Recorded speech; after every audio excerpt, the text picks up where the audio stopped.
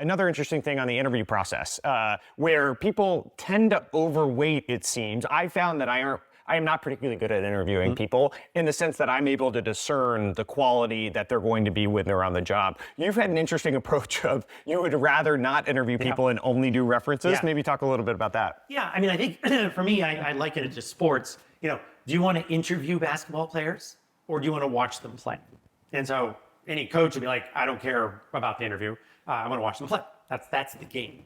Well, you can't necessarily watch someone play, but a reference check is someone who did watch them play. And so that's the best you can get to, and it's more important. And we all get thrown off. We have, every single study has shown that we have inherent biases, whether we think so or not. And so you like the person, you think they're great, they're personal, they had a great handshake, and so then you want to hire them. And that just doesn't matter. There's so many things that we all know are important, like attention to detail, focus, grit, things like that. They don't come up in an interview. You can just say, I have great attention to detail. But someone who worked with them will know. So you would just do a better job and you wouldn't mail in your reference checks if you did. And so if you're actually going about this, you're talking to a founder and giving advice, and you come to me and say, hey, Logan, I want your references, and I then go to a friend that I used to work with and say, hey, Kevin wants to interview me, give my references. They don't know you, they do know me. Right. They're going to give you positive references. How do you actually go about getting the quality references? So most people pride themselves on saying, I interviewed 25 people for this spot, which took 25 hours plus the search, right? How many hours did you spend trying to get to someone who, on your own, who knew this person? Did you spend 25 hours? No one does. So they're not valuing it. And so if you spend a lot of time getting there, and I use this example that someone I know very well called me and said, Kevin, do me a favor. A friend of mine who you don't know wants to do a true reference check on someone you do know, and I'm calling to ask you to make sure that it's really fair and honest. So now I have an obligation to him. And so you're right, he's flipped it around. So you can get, unless someone's 21 and they've never worked somewhere, people move around. There are people. And we even have, once in a while, we had to call up randomly. But if you call enough people, you'll start to piece it together.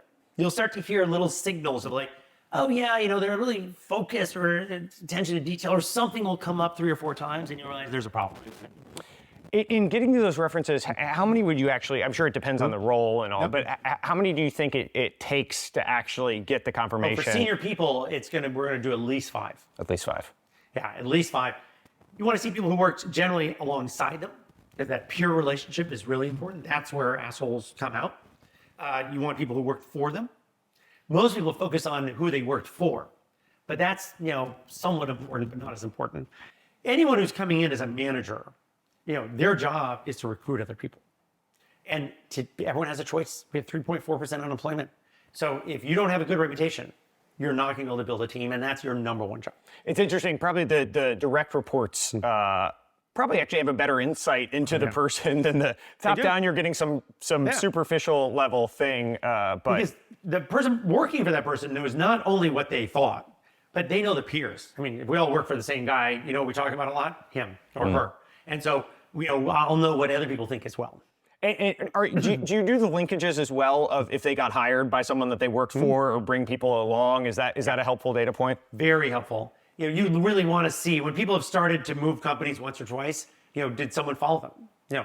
When I talk to people, I point out the fact that I have many, many, many people who worked for me at one point and now came back to me and want me as an investor or a board member or something like that.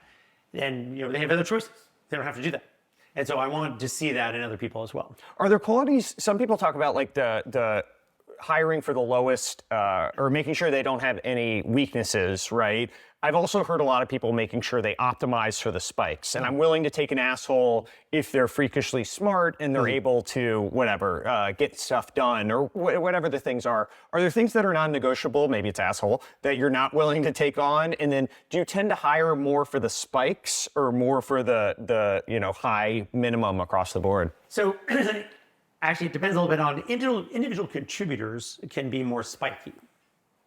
But managers need to be a little bit more generous. At the end of the day, you have to be able to attract people. Now, if you're a real asshole, it's not going to work. People don't want to work for you. But you can be finally grumpy, or especially in the technical areas. Not everyone has the best personality.